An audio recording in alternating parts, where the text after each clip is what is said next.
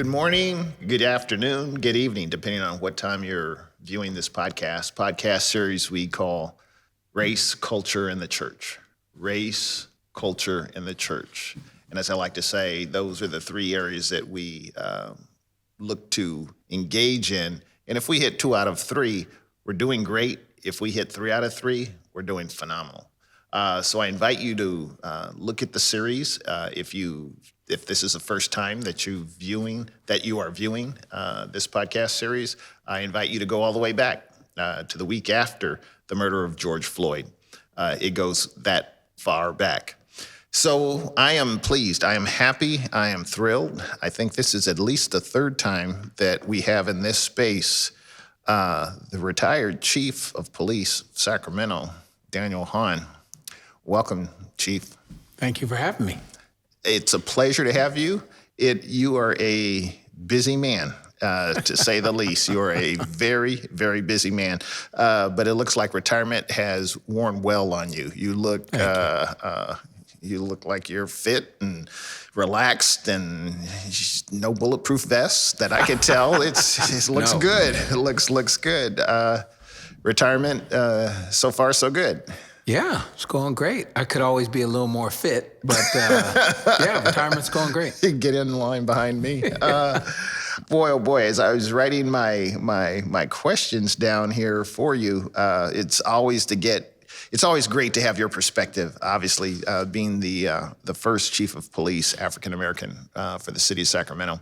And I don't know for metropolitan areas. I think you shared in one of our previous podcasts in California. Where are you numerically in that history? Were you the second chief of police? I don't know. Yeah, it's not the second. I don't know.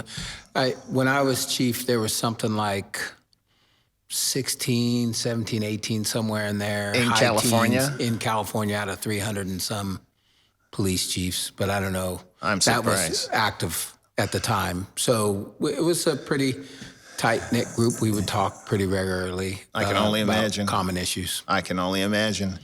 But since retirement, you are professor, dean, consultant, podcast host. Let's go in that order. Professor and dean. Criminology, I assume.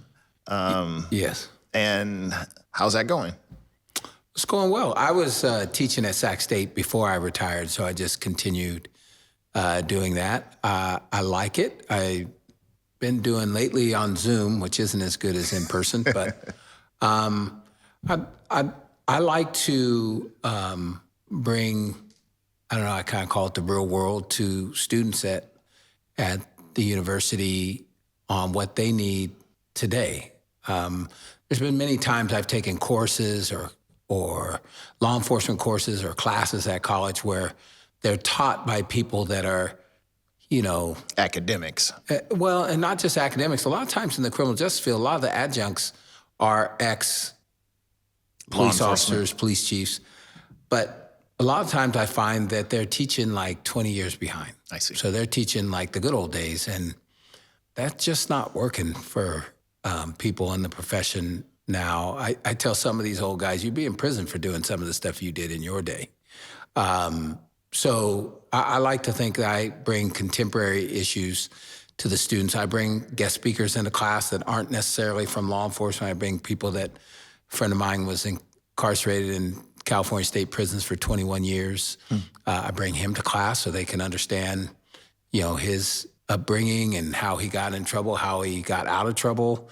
I bring people that were either trafficked or organizations that work in sex trafficking. So they get an understanding that these are human beings too, that have some pretty real life experiences.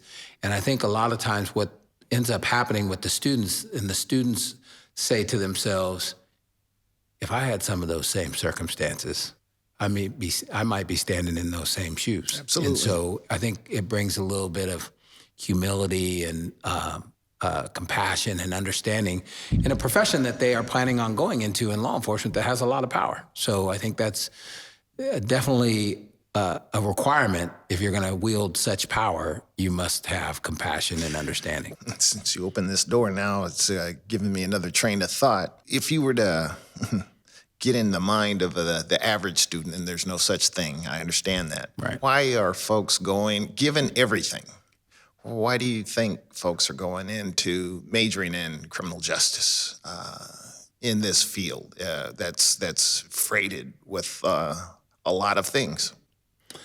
Yeah, I don't know if I've ever asked them why they were pursuing the degree that they were pursuing. I always ask them what field they're choosing to go into, because those are usually related to your degree. Mm-hmm. What I've seen over the last couple years is a lot less people in class want to be police officers. So like patrol police officers in a municipal police department.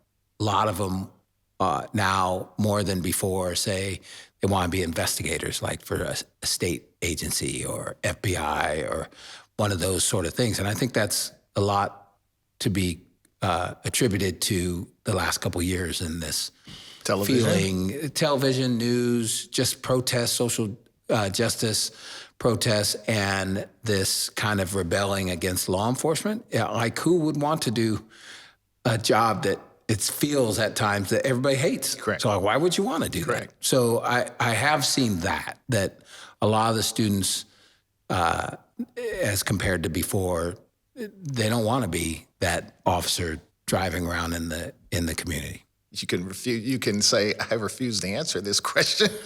I doubt that. If you, knowing what you know now, of all the things, you're an extremely intelligent man. I'm sure folks would admit. I don't know about you that. could have done anything. If you knew then what you know now, would you do it again? Well, that's a strange question for me, or a hard question for me, because I never wanted to be a police officer in the first place. So if I knew now what I knew then, I'd probably say the same thing I said then. I don't want to be a police officer. I never even thought about it. But to take your question literally, if I knew now, knew then what I know now, yes. I'm very thankful. I know this sounds strange, but I'm very thankful I had the opportunity to come back at the time I came back. There's no way to know that Stephon Clark, George Floyd, all these other things that happened while I was chief in Sacramento, there's no way to know that those things were going to happen. I mean, I think in the back of your mind, you always think it's a possibility that, the level of unrest that we've had over the last several years would occur. But I don't know that you anticipate it, like, oh yeah, that's probably going to happen. But I'm thankful that I was here during that time. I'm thankful I was in the position that I was in, because I know I love this city, and I know I love the police department. And so I don't believe there's anybody that could love those two things more than me. And so I think, to me, I'm glad I was in that position. Was it stressful? Yes. Was it challenging for me and my family and our community and the police department? Yes, yes, yes. Was there days that I often kind of said, why me, Lord? Yeah. But I kind of was brought up by my mom that always of the belief that you are where you're supposed to be. You might not know that reason, but you're always where you're supposed to be. So on those days where I was thinking, why me? What did I do? Why do I deserve this?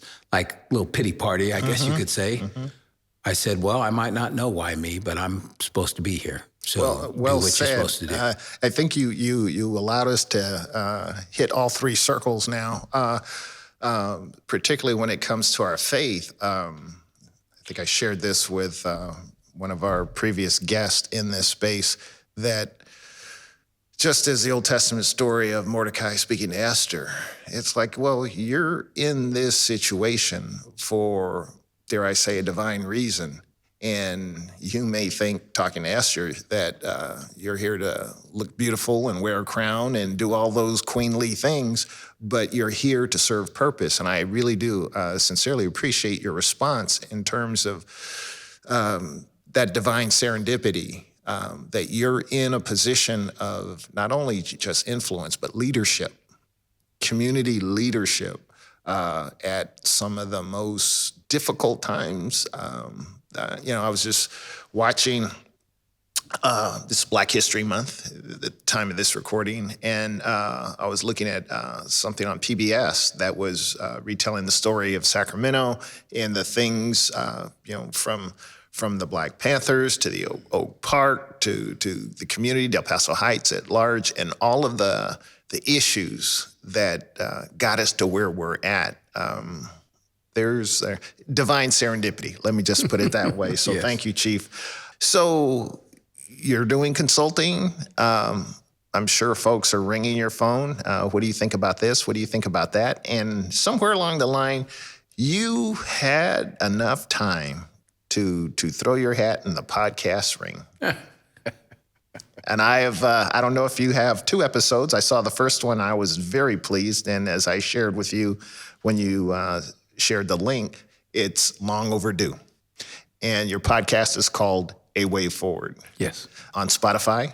Spotify, you getting me into territory I'm not real. You're young enough. You're techie. supposed to know these I things. think it's Spotify, iTunes, Apple, and Google. There you go. I think you checked all the boxes. And I know our awesome podcast producer here, Drew Escobar with Preemo Media, he's going to have that third banner underneath, and he'll have the links so Awesome. our audience can go there. I pray that you just light up the podcast world in that way. The title speaks for itself. What do you, I heard your intro, but just share for our audience, what do you hope to gain with your podcast series or accomplish? Yeah, the Way Forward name really comes from a program that I put together after research, and it's constantly evolving because I'll continue to do research for the rest of my life, I'm sure. But you mentioned it, the history of Oak Park and the history of Del Paso Heights and the history of Sacramento in general is much different than every single person I've ever talked to believe it is. And I think it explains a lot of how we got to the very place that we're at now. And I personally believe it's critical to know how we got here if we're ever truly honest about making tomorrow better for all people, not just a select people. So over my career, as you might imagine in law enforcement, especially as police chief, there were times where I was very frustrated with the community, with the police department, and the media. And I could give you story after story about how, in my opinion, the media got it wrong a lot of times. And so because the media, like law enforcement, is so powerful, when you get it wrong, the ramifications are huge. I'll just give you one example. I don't think the ramifications were huge on this, but we have a Hispanic editorial writer in our newspaper here in town. And it's interesting when you start comparing certain groups of people that do the same position to other groups of people that do the same position, in this case, police chiefs. Mm-hmm. Black police chiefs versus white police chiefs versus whatever, and how they're reported on differently. So when I left, this reporter wrote an article that said I had let the Black community down. Now, this person's not Black that wrote it, and he interviewed one of the families who had a family member murdered by the Sacramento Police Department. So I understand that makes sense to me why you'd interview that person where the incident occurred when I was police chief, right? How he thinks the job I did. And then he interviewed a white pastor who's not from Sacramento that also said that corroborated his belief that I basically let down the Black community. Mm. And I thought to myself, did they do that for any of the white police chiefs? Did they let the white community down? That's a pretty select group that you're going to poll to weigh in on. And I'm thinking, there is a ton, including yourself, of Black pastors in this community. Why didn't you interview any of them? My guess is he didn't think he would get what he wanted to get to support his article. And so in a time where we're trying to get more diversity, specifically in law enforcement, when we continue to treat that diversity differently in a negative way, why do we think people will do that. So I've just seen that over and over, and there's reasons for that. If you know our history, there's history behind all that. And so a way forward is really my way of going, okay, let's have some honest conversations where we tell at least individuals truths, and then people that are listening can make their own decisions based on this. How honest do you anticipate going? There's honest, and then there's honest. So far, it's been pretty honest with a couple of the guests I had on. So my intention is to also interview people that maybe at least before I interview them, I think might have a different opinion than me. And because I think it's important that opinions opposite of mine get told too. So then people have both sides and they can decide. So for example, I think the next one we're doing here, hopefully in the next couple of days, is there was an article that came out in the USA Today, in the written paper, it just came out yesterday, I believe, but online, I think it came out a couple weeks ago, where I was interviewed, essentially about what is it like to be a black police chief? Like in this day and age, and in any day and age, what's it like to be a black police chief in terms of the community, in terms of internal to the department? And so one of my next podcasts that I'm gonna record is I'm gonna bring some black police chiefs from around the country to have that discussion. And then also ask them, what do they think needs to be done to change the current dynamic where we have a lot of division. We have communities that seem like they haven't changed a whole lot in decades and are in high poverty and don't have some of the same opportunities as other communities. So most of these chiefs, like I said, we have this informal organization in California when I was chief that we talk a lot. Well, a lot of those police chiefs, like myself, grew up in the inner city and then became a police chief. So they have experience living in impoverished communities that are often high crime, a lot of challenges. And now they're running, or were running, a police department. And so I'll just give one last example. I used to be told, like in that article, that I let the black community down, or that I'm a sellout, or all these negative things that centered around me being a black police chief.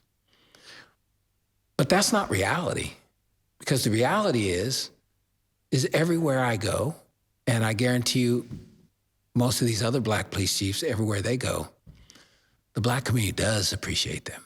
Every time I've gone to a supermarket and people come up, my daughters get a little irritated of it. It's never negative. I've even been asked, how do you even do it? Because you're out and you live in this community and you are visible in this community. How do you take all the hatred that you get and you might be out with your daughter? I'm like, I don't get any hatred. We just flew back from Kansas City yesterday. We're in line to get on the plane. I'm with my oldest daughter because she played volleyball tournament in Kansas City. So we're, on the runway to get onto the plane. And these four people in front of me turned around and said, "Are you Chief Hahn? Can I just shake your hand? Thank you." And then right as we're getting on the plane, the lady, the couple and their small children said, "Chief Hahn?" And I turned around, she goes, "My son just wants to meet you. He sees you on the news. He loves you." And he looked like he was maybe 5. So, but if you listen to these, the people that have the platforms, the people that have the means and the venues to reach thousands and thousands of people, or have an agenda, dare I say. I think they do have an agenda. They have an agenda. I mean, as you were speaking, I was thinking, well, you're in the same category as President Obama, because the same thing you described, others describing you, well, you've let the community down. President Obama was accused of the same thing. Right. You've let the community down. Right. I really could go down that path, but the scorecard is different. And so the scorecard that we are scoring Chief Hahn with is different from your predecessor and that predecessor's predecessor, and just keep going down the line. The scorecard is different. Oh, well, did anyone bother to ask any of the other chiefs? You've let the black community down. Right. Well, and I'll tell you, I have an agenda too. I want people to know the truth so they can come up, in theory, with better conclusions and better solutions. See, I have, and maybe I'm naive, but I have faith in people. I have faith that if people know the facts on all sides, that more times than not, they will come to better decisions. And I think some of these people don't have faith in people, and I have to lead them to whatever decision I want them to have because I don't have faith in them. That's a pretty dark assessment. Chief, oh man, it's, oh wow. I can't say you're wrong, but that's a grim conclusion if that indeed is the case, because the intent is, dare I say, evil. The intent is at least not good. It's suboptimal, and so I'm doing things to push, to herd people into an area that I think is right. I appreciate your opinion, or not your opinion, what you said earlier, that I want to invite in, as we try and do here, folks that, hopefully no one will never know, do I agree or not? Right. It's like, well, give me your opinion. And we can't find that way forward if we're all surrounded by the same people saying the same thing. I heard someone say the other day, quoting Dr. King, I haven't checked it to see if the attribution is correct, but if your group, the way the person was framing the statement, if the group you're with is always agreeing, your group is too small. And so you necessarily need to invite others into the conversation if there's indeed going to be a way forward. And I invite everybody to hop on board Chief Hahn's podcast series. Obviously, we're running out of time. This is just ridiculous. That means you have to come back again and again and again. Anytime. Memphis, give me your take on Memphis, the things that went down there recently. Black chief of police, black officers largely, even the black sheriffs. I asked, I don't know if it was Chief Lester, but I did ask someone, I said, we're not dealing with race in this situation. We're dealing with culture, dare I say. What's your take? Well, I think we are dealing with race. I think we're always dealing with race, just not in the way that we typically think about Correct. it. I shouldn't ask that question. I got some strong opinions on Memphis. Go right ahead. You'll take us home. We've got about 10 minutes left. Well, I think there's so many dynamics with Memphis that fit what I believe and what I've said for a while. One is, I think there's this sense amongst some, and some of it's genuine, some of it I think is not genuine. But in that, if we the goal is to diversify our police department. To me, that's not the goal. But to diversify our police department, and then everything will just take care of itself. And I'll be first to tell you, because you're black doesn't mean you'll be a good police officer. Correct. So why everybody's so shocked that black officers beat down a black person, I think is because they're like, well, but they're black. Well, there's bad black people too. I watch black on black violence every day. Like, I don't know why you magically thought something magical happened just because you hired some black officers. What I think race brings to the equation, whether it's in law enforcement or anywhere else, is often a set of common experiences that you need a diversity of experiences in an organization like a police department because you're dealing with a diverse community. And to me, you'll make better decisions if you have diversity of experiences within your department that's part of that decision-making process. So the other thing that I think is Memphis, in my opinion, is an example of, is one that we've made progress, but we've made progress on very narrow, specific things. So for example, 5 years ago, 6 years ago, you would have never seen that video. You would have definitely not seen it within a couple weeks. The police chief would have never come out and immediately condemned what her officers did. I think she did a fantastic job in a horrible situation and a tragedy in the immediate aftermath of that. But I think the reason why we keep going in this cycle where we keep seeing the same thing over and over again, in my generation, people might think the start of it all was Rodney King. Rodney King wasn't the start of it all. Your generation before mine, you know that. And the generations before you would know that your generation stuff wasn't the start of it. Correct. We've been having these protests over things socially in our communities, economically, educationally, in our communities, and then some police action occurs, and it's like the match on the kindling and everything blows up for hundreds of years in this country over the exact same issues: equity, equality, opportunities. All those same things are at the base of every one of these social justice, if you will, protests, riots, unrest throughout this history. But what we typically do is, because the last straw or the match on the kindling was law enforcement action, we say the problem is law enforcement. So therefore the solution is law enforcement. So we spend all of our time trying to create civilian commissions, more rules, more laws, less laws, to control the actions of the police. And so, to either hold them accountable or hopefully maybe prevent it from happening in the first place. But it's all focused on the law enforcement. But if you pay attention to what happened in Memphis, and just think about examples in whatever city that your listeners are listening from, and you ask yourself, in times of trouble, who do we call? Who does the mayor call? Who does the governor call? Who does any leader call when there's a challenging time? That could be a rise in crime. That could be a health crisis. That could be a natural disaster. That could be any of these big things that happen every day in our country. We call the police every time.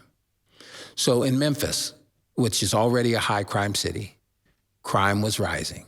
So Chief Davis started about a year and a half ago. And when you listen to an interview with the city manager, when he hired her, and the reporters asked him, well, why did you hire C.J. Davis? Like, what about this person stood out? She had a plan for crime. She had a plan to lower crime. Then they interviewed him after this whole incident in Memphis, and they asked him again, do you still support Chief Davis? And if so, why? He said, yes, I do, because she's dealing with crime. So what happened is, we're focused on law enforcement. Shame on these officers and on this department. And now we're saying shame on this police chief, because she created this unit.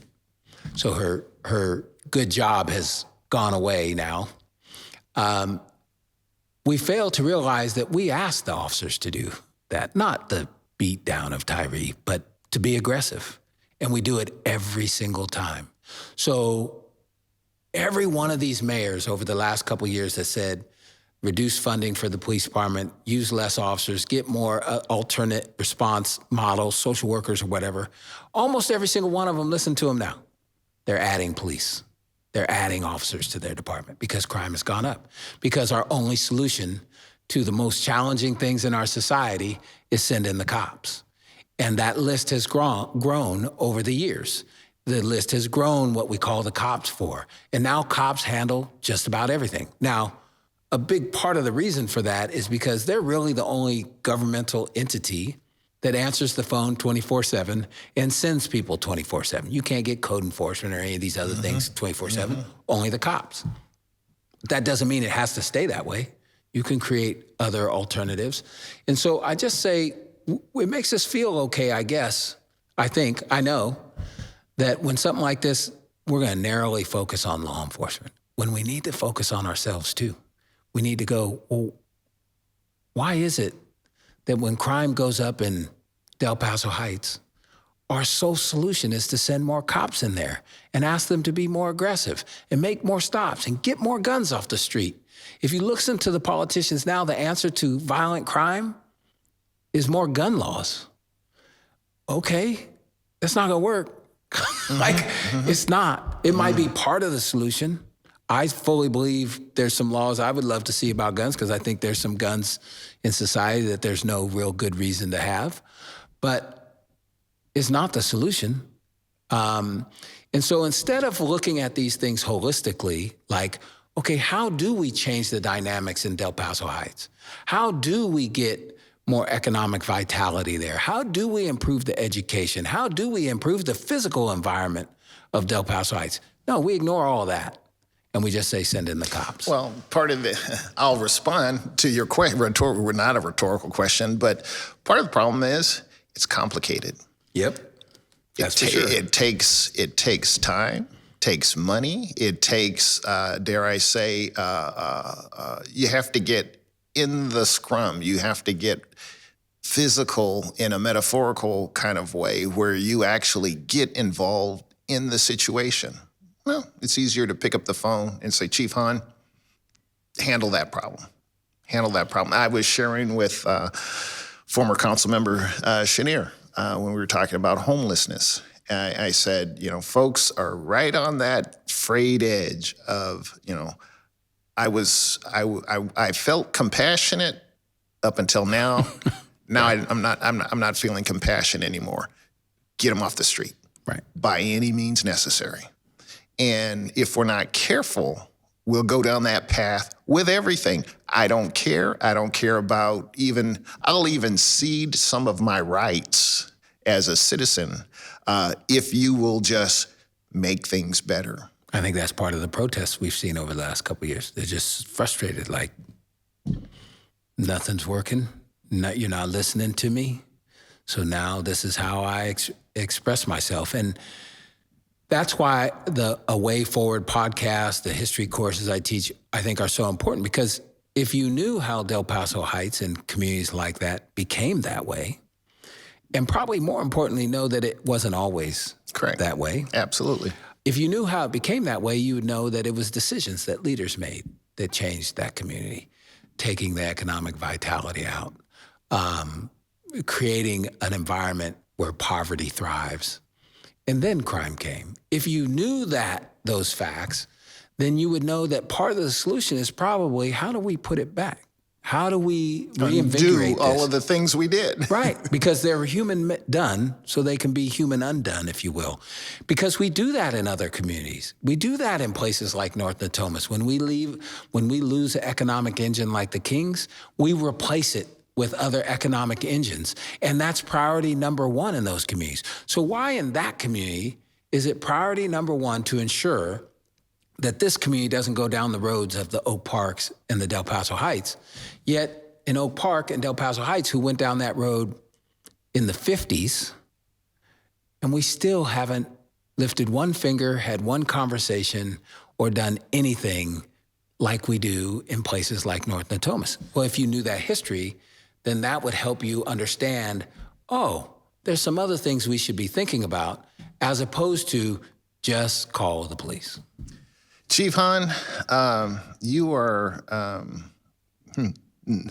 without any shade, you're Queen Esther for today. You are, I am Mordecai, you are Queen Esther, and you are here for such a time as this. I appreciate you. I appreciate your podcast. I appreciate your passion. Appreciate your service. I appreciate the perspective that you bring and your willingness to stay in the fight, if you will, and to fight that good fight. I continue to pray for you, your wife, your family, and your endeavors. You have to come back. I'm not asking, I'm demanding. You have to come back because I have at least 4 more questions that will take another 30 minutes. But I am so glad that you are here, and I can't wait for the next episode of A Way Forward.